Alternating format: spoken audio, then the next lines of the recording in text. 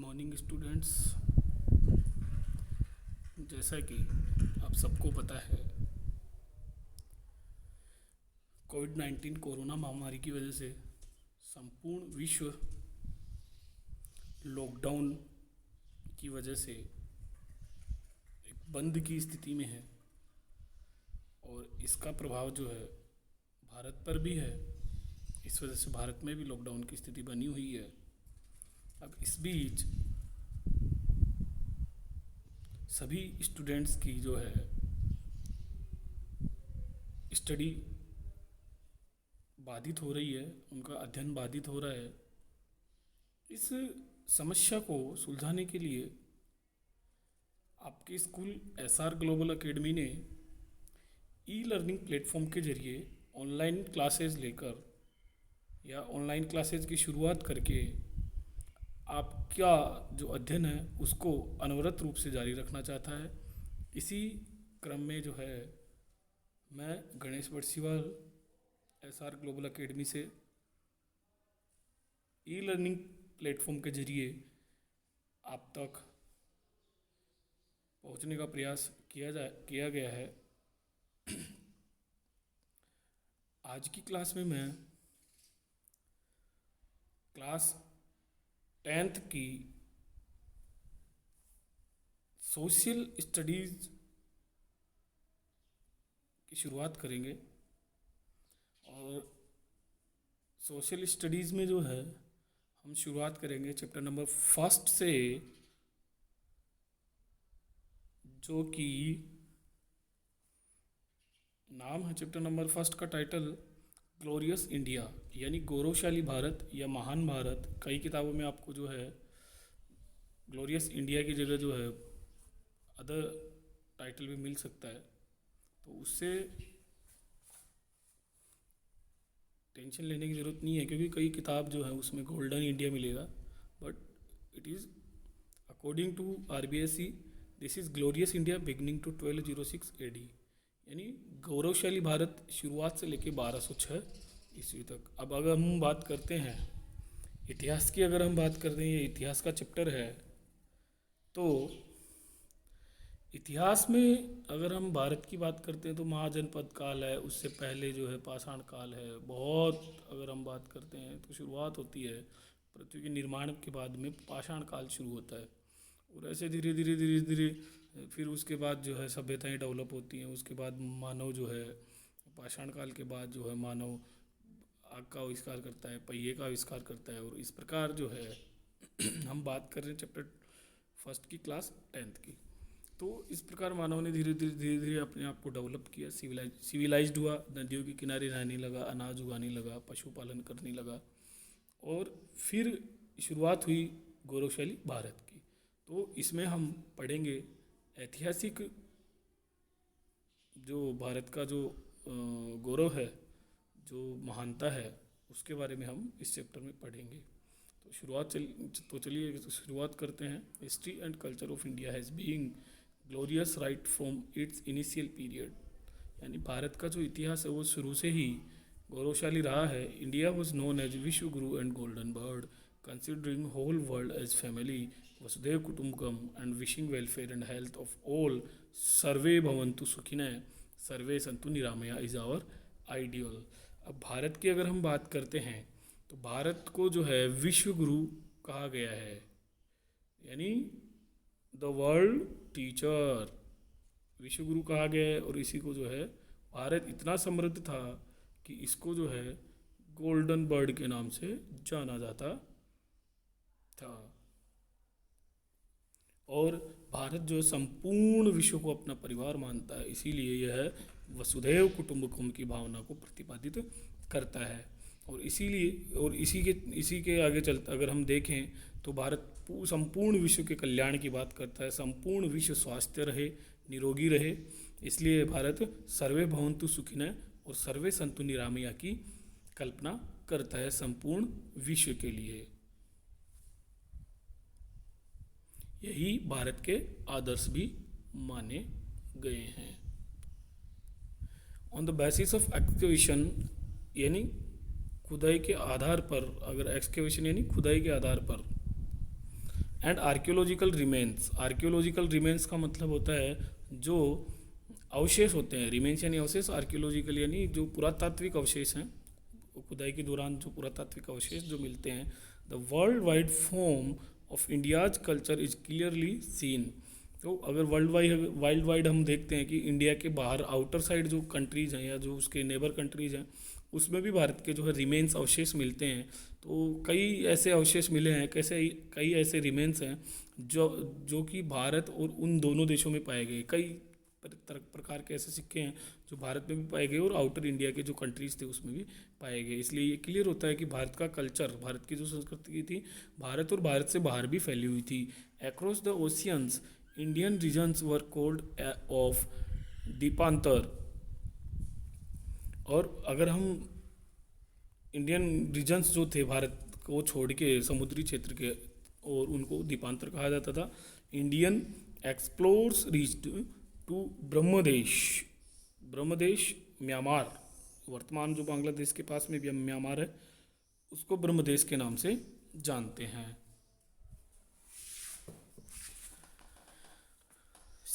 शाम Indonesia, Malaysia, Australia, Borneo, Philippines, Japan and Korea by traveling in powerful ships and established their political and cultural empire।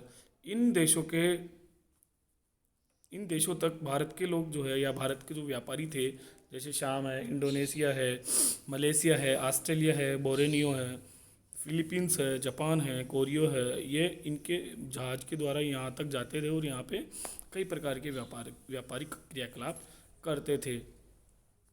Travelling in powerful ships and establish there political, और वहाँ पे अपने राजनीतिक और सांस्कृतिक जो साम्राज्य था उसकी स्थापना करते थे। इन ancient India the Naval power का मतलब होता है आपका जल सेना, यानी जो नौसेना है उसे हम नवल पावर के नाम से जानते हैं। एंड सी पोर्ट्स यानी बंदरगाह वर वेरी डेवलप्ड। उस समय जो है भारत की जल सेना जो थी वो बहुत ही उन्नत रूप में विकसित थी और वहाँ के जो बंदरगाह थे वो भी काफ़ी उन्नत अवस्था में थे। Scholars have illustrated about ships which sailed in Indus river 6,000 years ago. विद्वान जो थे भारत में आते थे और इसके जो अवशेष हैं वो मिले हैं, इसके साक्ष्य हमें मिले हैं कि 6,000 साल पहले भी जो है इंडस रिवर जो थे उसके द्वारा नाविक आते थे हमारे यहाँ पर। आगे हम देखते हैं Indian explorers reached in different parts of the world by land and waterways both and introduced their religion and culture to the inhabitants यानी आवास या निवास of those places। तो भारत के जो भी लोग होते थे वो विश्व के डिफरेंट पार्ट्स में जो है लैंड और वाटरवेज यानी भूमार्ग द्वारा और जलमार्ग द्वारा पहुँचते थे और वहाँ पर अपने धर्म और संस्कृति की छाप छोड़ते थे उन हिस्सों में। दीज करेजियस यानी साहसी, हीरोइज एकदम हीरो की तरह, मतलब जो कि एकदम बलवान हो, साहसी हो, बुद्धिमान हो, एंड ब्रेव पीपल और बहादुर लोग preached and spread Indian philosophy, astrology, architecture, Warcraft, moral science, नैतिक विज्ञान, म्यूजिक एंड वैदिक स्क्रिप्चर्स इन द वर्ल्ड। और इस प्रकार जो है भारतीय लोगों ने संपूर्ण विश्व में भारतीय दर्शन को फैलाया। भारतीय एस्ट्रोलॉजी यानी इंडियन या भारत की जो खगोल विज्ञान की जो पद्धति थी उसको फैलाया। आर्किटेक्चर भवन निर्माण का प्रकार कह लो या स्थापत्य कला कह लो। वारक्राफ्ट युद्ध तकनीकी, मॉरल साइंस नैतिक विज्ञान और म्यूजिक एंड वैदिक स्क्रिप्चर्स उनको भारत ने पूरे संपूर्ण विश्व में फैलाया। या ये कह लो कि भारत की जो ये संस्कृति थी तो भारतीय लोगों ने इसको पूरे संपूर्ण विश्व में अलग अलग जगह में फैलाया। The developed form of Indian civilization is being seen to us right from the beginning. और भारत की जो विकसित सभ्यता है वो हमें शुरुआत से ही देखने को मिलती है। अब हम बात करते हैं एनिशियंट सिविलाइजेशंस ऑफ इंडिया, यानी भारत की प्राचीन सभ्यताएं। Sindhu Saraswati civilization and Vedic civilization also period of Mahabharata civilization and culture is called the golden period of India. अब हम बात करते हैं कि सिंधु सरस्वती सिविलाइजेशन, एक तो ये सभ्यता है भारत की, यानी सिंधु सरस्वती सिविलाइजेशन। दूसरा वैदिक सिविलाइजेशन, यानी कि आपकी सिंधु नदी और सरस्वती, सिंधु सरस्वती सभ्यता, वैदिक सभ्यता, also period of Mahabharata civilization, और महाभारत सभ्यता का काल भी इसमें इंक्लूड किया गया है। एंड कल्चर, और उस समय का जो संस्कृति थी भारत की, इस called the golden period of India. इन्हीं सबको मिला के जो है भारत को स्वर्णकाल कहा गया। Vedas are known as the form, means Vedas are known as the form of world's knowledge treasure. वेदों को जो है विश्व का ज्ञान का केंद्र कहा गया या ज्ञान का खजाना कहा गया। In the view of architecture, Indus Saraswati civilization is the best of all civilization. यानी अगर हम स्थापत्य कला की दृष्टि से देखते हैं तो सिंधु सरस्वती सभ्यता सबसे बेहतरीन सभ्यताओं से एक मानी जाती है। A great change in the physical life of people, यानी मानव के भौतिक जीवन में बहुत बड़े बदलाव हुए। And it gave strength to the trend of stable livelihood in the society of agriculture. Agriculture यानी खेती, इंडस्ट्रीज, उद्योग, ट्रेड, व्यापार, कॉमर्स, वाणिज्य एटसेट्रा। अब क्या है कि मानव ने अपने जीवन को एक स्टेबल कर लिया। पहले घुमंतु था, फिर उसने एक जगह रह के खेती करना चालू किया, फिर उससे उद्योग बने, फिर व्यापार चालू किया, फिर उसने वाणिज्य चालू किया, और इस प्रकार जो है मानव एक स्थायी रूप से रहने लगा। Weakened the ancient tribal system and large janapads took the place of small janapads. अब धीरे धीरे जो है एंशियंट जो ट्राइबल सिस्टम था वो धीरे धीरे कमज़ोर होने लगा, और छोटे जो जनपद थे उनका स्थान बड़े जनपद लेने लगे। जनपद का मतलब ये कह लो कि क्षेत्र विशेष का पर्टिकुलर एरिया, जैसे हमारा पूरा सीकर डिस्ट्रिक्ट है तो आज तो हम जिला बोलते हैं। बाकी अगर पहले की बात करें, अगर हम वैदिक भाषा में या भारतीय संस्कृति के हिसाब से बात करें तो सीकर जनपद में हम जो है अजीतगढ़ गांव में रहते हैं। तो जनपद एक बहुत बड़ा एरिया होता था। अब उन पहले तो क्या होता था कि लोग ट्राइबल ग्रुप में रहते थे, आदिवासी जातियों के रूप में एक एक ग्रुप बना बना के रहते थे, अलग अलग अपना अपना ट्राइबल सिस्टम होता था उनका। फिर वो छोटे छोटे जनपदों में डिवाइड हुए, फिर छोटे छोटे जनपद जो है बड़े जनपदों के अंदर कन्वर्ट होने लगे। By 6th century BC small janapads were replaced by the mahajanapads. छठी शताब्दी से जो है छोटे जनपद जो है बड़े जनपदों में कन्वर्ट होने लगे और वो महाजनपद कहलाए। There was complete lacking of universal power in north India in the beginning of 6th century BC। अब क्या हुआ कि नॉर्थ इंडिया में यूनिवर्सल जो पावर था, संपूर्ण प्रभुत्व का जो शक्ति थी, वो धीरे धीरे छठी शताब्दी में आके समाप्त होने लगी। The whole India was divided into many independent states. और इस प्रकार जो है भारत, संपूर्ण भारत जो है धीरे धीरे कई प्रकार के स्वतंत्र छोटे छोटे राज्यों में बंटने लगा। These states were more powerful and vast rather than later Vedic period states. यानी ये जो राज्य बने, इन राज्यों का जब निर्माण हुआ तो ये पहले जो लेटर वैदिक पीरियड है यानी उत्तर वैदिक काल से काफ़ी, उत्तर वैदिक काल में जो स्टेट्स थे उनसे काफ़ी शक्तिशाली भी थे और उनसे बड़े भी थे। इनका एरिया उनसे काफ़ी बड़ा भी था। अब हम बात करते हैं period of mahajanapadas 600 to 325 BC। यानी पीरियड ऑफ महाजनपद्स यानी महाजनपद काल का जो है 600 से 325 BC तक का माना जाता है। Many powerful and vast states were independently established in north India in 6th century BC which were named as mahajanapada. यानी ये कह रहे हैं कि बहुत से शक्तिशाली जो राज्य थे वो इंडिपेंडेंटली मतलब स्वतंत्र रूप से स्थापित किए गए नॉर्थ इंडिया में यानी उत्तरी भारत में, जो कि लगभग समय रहा इसका 6 सेंचुरी BC के आसपास, and which were named as mahajanapada, जिनको महाजनपदों के नाम से जाना गया। According to Buddha scriptures and Anguttara Nikaya, Anguttara निकाय जिसे बोलते हैं हम हिंदी में, इसको अंगुतर निकाय बोलते हैं, देर वर 16 Mahajanapada existing in that period. उस काल में यानी महाजनपद काल में अगर महाजनपदों की बात करें तो लगभग 16 महाजनपद वहाँ पे एग्जिस्ट करते थे, उस समय बने हुए थे। उस समय 16 महाजनपदों की स्थापना हो चुकी थी। आगे हम देखते हैं महाजनपद। आगे आपको टेबल दी गई है, इस टेबल में आपको जो है महाजनपद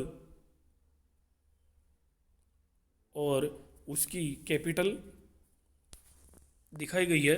तो अगर आप देख पा रहे हैं तो आप स्क्रीन में आपको दिख रहा है कि जो काशी थी, महाजनपद नाम, ये जो है आपका ये सीरियल नंबर है,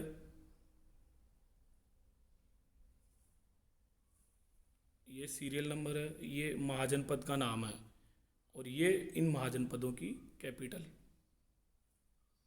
तो जो काशी है उसकी कैपिटल वाराणसी, कुरु की कैपिटल इंद्रप्रस्थ, अंग जो देश था, अंग वही देश है जो महाभारत में कर्ण को दिया गया था दुर्योधन के द्वारा, और इसकी जो राजधानी थी वो चंपा। उसके बाद में मगध, ये मगध जो है सबसे शक्तिशाली महाजनपदों में से एक था, जिसकी राजगृह और गिरिब्राज कैपिटल, दोनों नाम एक ही हैं लेकिन नाम अलग अलग है, कैपिटल एक ही है। वज्जी की अगर बात करें तो विधेय एंड मिथिला। मल्ल की बात करते हैं हम तो कुशवती या कुशीनारा या कुशीनर। और चेदी की अगर हम बात करते हैं तो शक्तिमती। वत्स की बात करते हैं कौशंबी। कौशल की अगर बात करते हैं तो Ayodhya. 2 parts of in war period capital of northern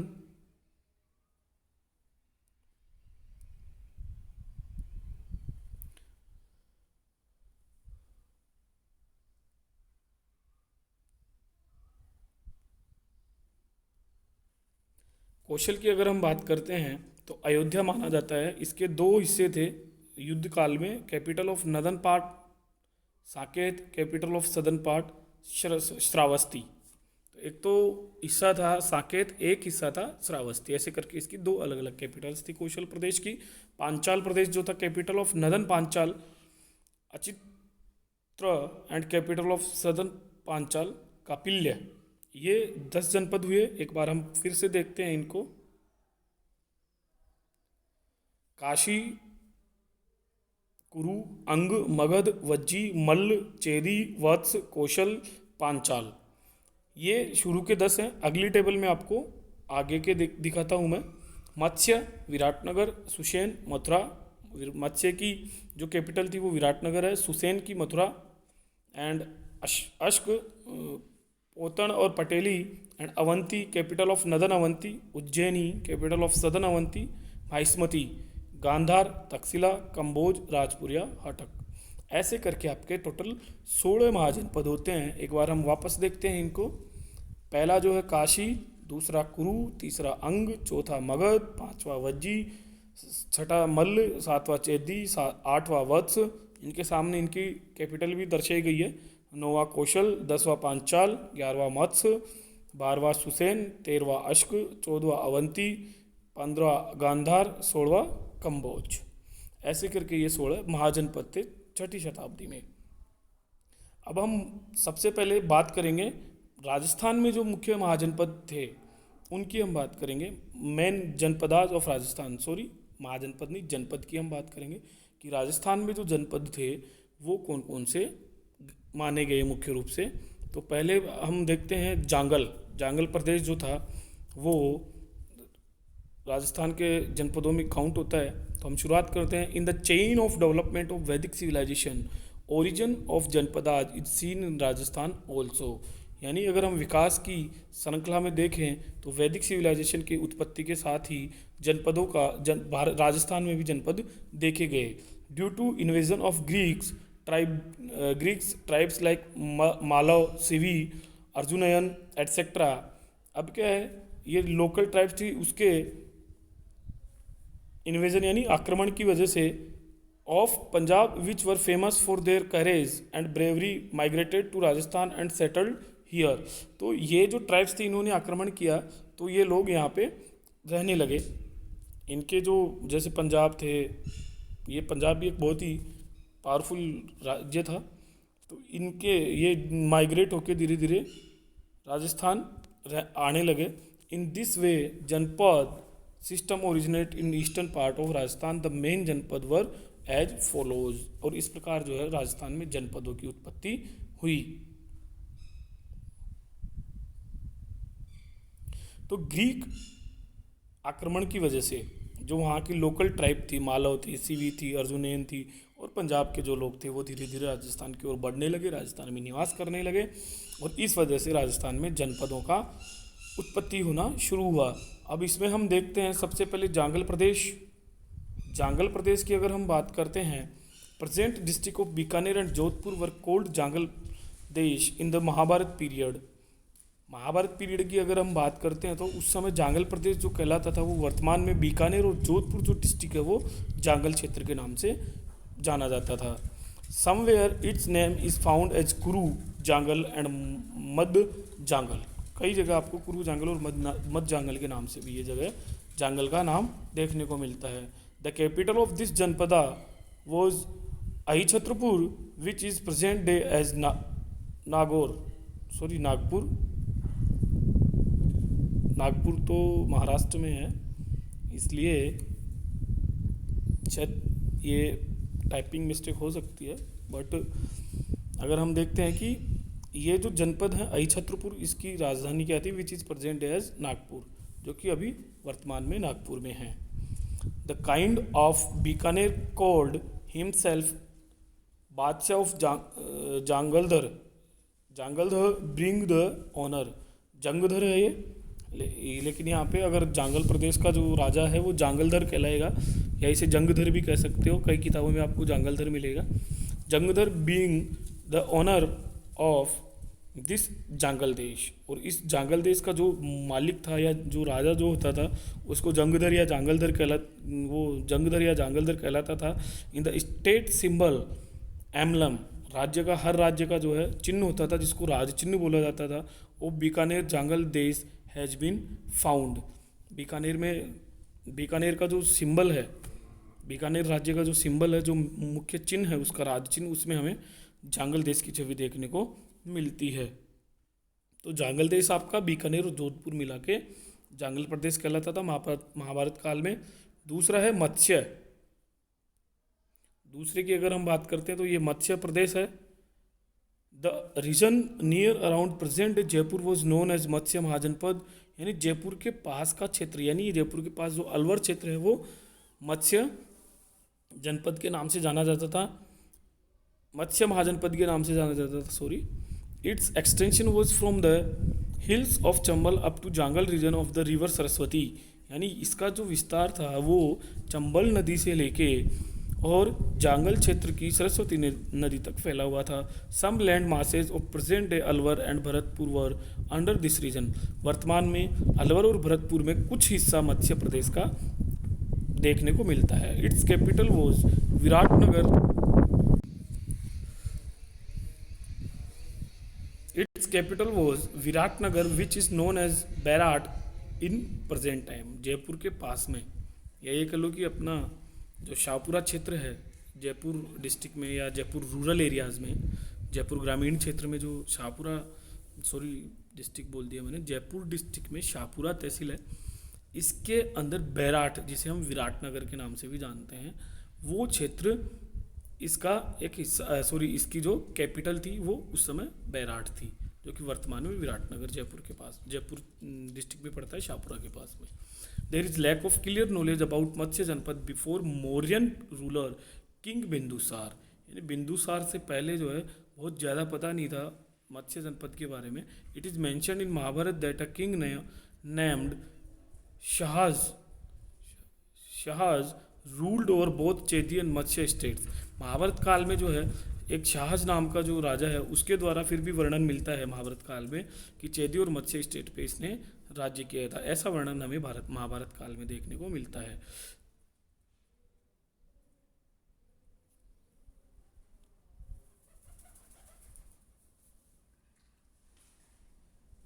In the beginning, Matsya was the part of Chedi, which later became the part of Great Magad Empire.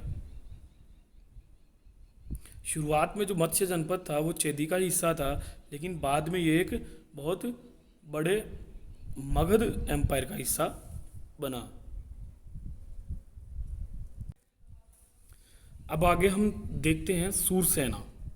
Surya Sen जो जनपद है, दिस महाजनपद सूरसेन महाजनपद के बारे में हम बात करेंगे। This mahajanapada was located in modern Braj region. Braj जो क्षेत्र है, यानी आपका वृंदावन का, भरतपुर का थोड़ा क्षेत्र है, और मथुरा में थोड़ा क्षेत्र है, और आपका जो भगवान श्री कृष्ण की जो लीलाएं हुई बचपन में, वो जो क्षेत्र कहलाता है वो ब्रिज क्षेत्र, ब्रिज प्रदेश के नाम से जाना जाता है, और वो ही सूरसेन कहलाता था उस समय।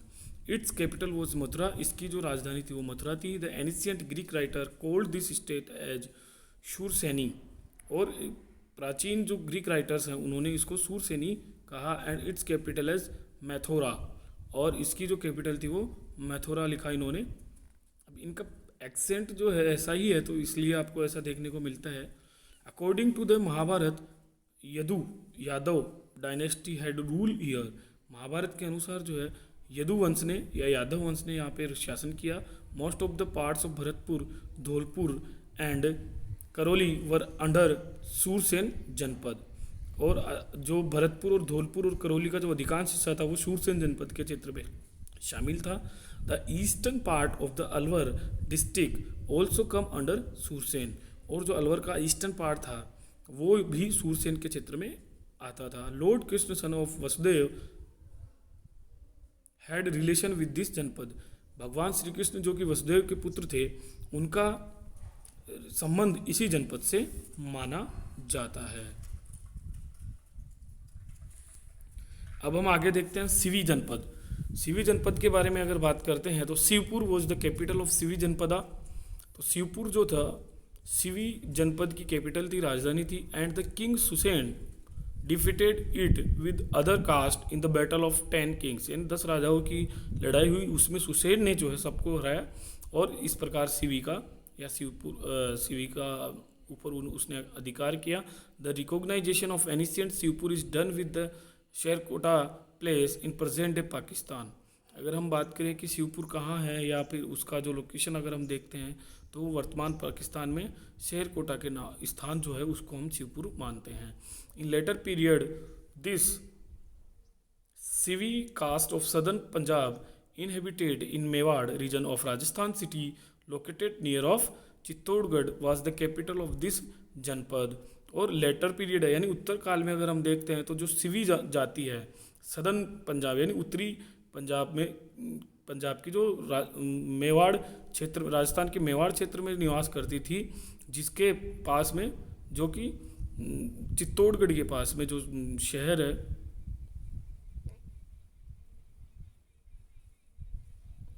उसको इस जनपद की राजधानी माना जाता था। From many places of Mewar coins of Sivis are found. Mewar के कई क्षेत्रों से जो है, कई जगह से सिवी जाति के या सिवी क्षेत्र के या सिवी जो जनपद था उसके हमें सिक्के मिले हैं। Near Mandsaur 5 cave inscription are found. यानी गुफा, केव यानी गुफा होती है, इंस्क्रिप्शन यानी उनके ऊपर जो लिखा होता है, शिलालेख जिसे हम बोलते हैं, वो मिले हैं। यानी मंदसौर के अंदर 5 गुम्फा अभिलेख मिले हैं। Which acknowledge the extension of Sivi Janapada from west to the south east. जिससे हमें ये पता चलता है कि सिवी जनपद का जो विस्तार था वो west to the south eastern तक फैला हुआ था। Through republican administration system prevailed but state power was in the hand of monarchical families. यहाँ पे यद्यपि यहाँ पे प्रजातांत्रिक प्रशासन तंत्र था, यहाँ पे जो प्रशासनिक तंत्र था वो प्रजातांत्रिक था, किंतु शक्तिशाली या ये कह लो कि जो शक्ति थी, संपूर्ण शक्ति यहाँ के मोनार्कल का मतलब होता है राजतंत्र की, राजतंत्र का जो परिवार था उनके हाथों में ही थी। The representative of these families only made arrangements of the administration in the form of chiefs of Santhagar sabha. और इस परिवार के जो रिप्रेजेंटेटिव यानी प्रतिनिधि होते थे, वो ही जो है एडमिनिस्ट्रेशन से रिलेटेड जो भी अरेंजमेंट होते थे, या फिर शांतनगर सभा जो होती थी, वहाँ पे जो भी सभाएं होती थी, जो भी मीटिंग्स होती थी, उनके मुखिया जो है राज परिवार के लोगों को या उनके नज़दीकी लोगों को बनाया जाता था। The members of Santhagar can present their views on fixed subjects. वो जो है अपने जो भी व्यूज़ यानी अपने जो भी राय जो देते थे, वो सिर्फ एक निश्चित विषय पर देते थे। इट वॉज कॉल्ड अनिरुद्ध पोलिंग। वो इसे यही जो है अनिविरोध कहलाता था। Polling was made on those subjects which had conflicts. और कई बार जो है जब कोई विद्रोह होता था तो उसके ऊपर पोलिंग की जाती थी, वोटिंग की जाती थी। In polling multi colour spikes were used. अलग अलग प्रकार के स्पाइक्स यूज किए करते थे, यानी जिसके लिए पोलिंग हो रही है उसके अकॉर्डिंग ही सब, ये स्पाइक आपका है, ये कलर इसका है, ये कलर इसका है, तो कलर के अकॉर्डिंग वहाँ पे पोलिंग होती थी। तो ये आज की क्लास में इतना ही। बाकी जो चैप्टर है हम नेक्स्ट आने वाली क्लासेज के अंदर पढ़ेंगे। और अगर हम आपकी इससे रिलेटेड कोई भी क्वेरी हो तो आप हमें जो है स्क्रीन पर दिए गए नंबर पे कांटेक्ट कर सकते हैं। हमारी वेबसाइट पे जाके और उसके अंदर जो ई लर्निंग सेक्शन है या ई लर्निंग टैब आपको देखने को मिलेगा, उसमें क्लास के अकॉर्डिंग जो है क्लासेस बांटी गई हैं। आपकी ऑनलाइन क्लासेस को जो है क्लास के अकॉर्डिंग डिवाइड करके फोल्डर में सबमिट किया गया है। तो आप वहाँ से अपनी क्लास सेलेक्ट करके लिंक के द्वारा आप अपना रिलेटेड क्लास सेलेक्ट करके देख सकते हैं। फिर भी आपकी कोई क्वेरी हो, कुछ समझ में ना आए, तो इन स्क्रीन पे दिए गए नंबर पे आप कॉल कर सकते हैं। और इसके अलावा आप हमारे यूट्यूब चैनल के ऊपर भी हमारी क्लासेस को देख सकते हैं,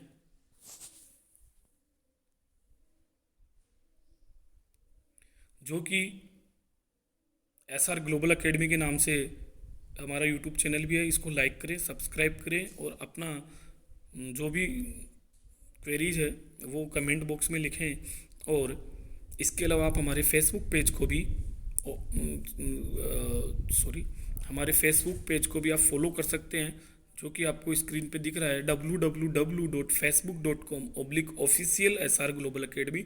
इस पेज पे जाके आप इसको लाइक करें ताकि आपको जो भी ऑफिशियल इन्फॉर्मेशन है वो आपको मिल सके। बाकी आप मिलते हैं नेक्स्ट क्लास में। Thank you.